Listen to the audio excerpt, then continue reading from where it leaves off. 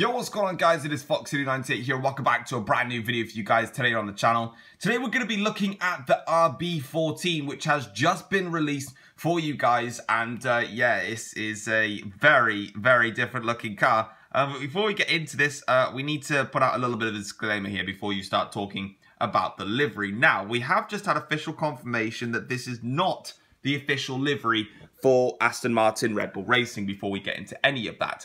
Yeah, before we get into this video, this is not the actual livery. This is actually just a pre-season livery that Red Bull are producing. So, obviously, like we saw in 2015, remember in Jerez, when they had that camouflage livery on, this is pretty much the same. This is not the official livery. I don't know why they've decided to do a pre-season styled livery, which is quite interesting. But yeah, this is what the Red Bull looks like, even though it's not, it's actually not the livery. It's just a special pre-season one.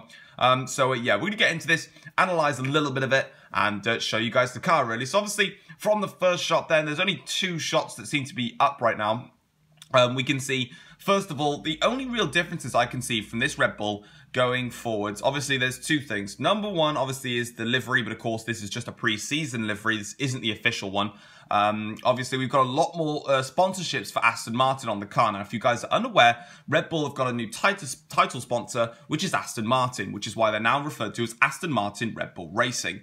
And in this scenario, we can see there's the Aston Martin logo on the front wing, just as we've normally seen. The Aston Martin logo just behind the front suspension on the sides. And then we've also got the giant Aston Martin logo and also the text Aston Martin on the rear wing, which has obviously been replaced because normally you see Red Bull on that rear wing. But overall, the Red Bull car looks very, very similar to last year, apart from there's two things that I've noticed, which I will discuss, which is why, obviously, I don't go into detail about all these cars. I just wanted to let you guys see them, and obviously, if you spot anything that I don't, then obviously you guys can let me know. Obviously, they've gone with the same styled engine cover at the back, you know, shark fin thing that we always talk about, even though it's not really a shark fin. Obviously, that's so they can put the number on the back, and then also obviously show off the bits of sponsorships that they want to put on the back there. But what I've noticed, which I'm going to talk about mostly in this video, is the side pods, and also a little bit of bodywork that's coming out from those side pods.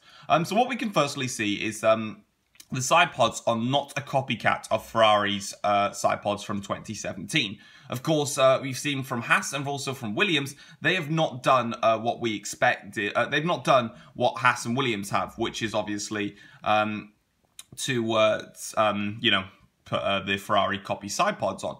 This year, obviously, Red Bull have decided to keep their own versions of their side pods, although from what I'm looking at, they look a little bit smaller, in my opinion. Also, we've got different little bits of work on the on the barge boards there. Again, just three little elements of that. What we're going to do now is we're going to switch to the second image, because the second image gives a lot more information of what I'm talking about. But before we do that, before we switch into the second image, have a look then. You've got the front, you've got the mirror where the driver obviously looks out through the mirror. You've got that little bit of bodywork that sticks out. Now moving over to the second image, you can see how much the more those little bits, those little side bodywork parts actually stick out from this Red Bull car. And you can see that the side pods look so much different, and they look a lot more open, sort of, than the other cars that we've seen so far. And also what we've noticed, obviously, is the Pingu style nose at the front of the car, which is very, very interesting to see. Obviously, they kept that from last year. Obviously, if you don't know what Pingu is, you probably want to research it. If you don't want to research it, it's a penguin. Yeah, the halo obviously still there as well. I've given my opinion on that, so we're not going to talk about that too much. But there isn't really that much to talk about, and I probably think this is due to the fact that Red Bull have released such a different styled livery. I don't know if this livery is to camouflage specific elements of the car, or I don't really know why they've brought out this pre-season livery. We know that it's not the official one. It's a pre-season test livery, so or pre-testing livery.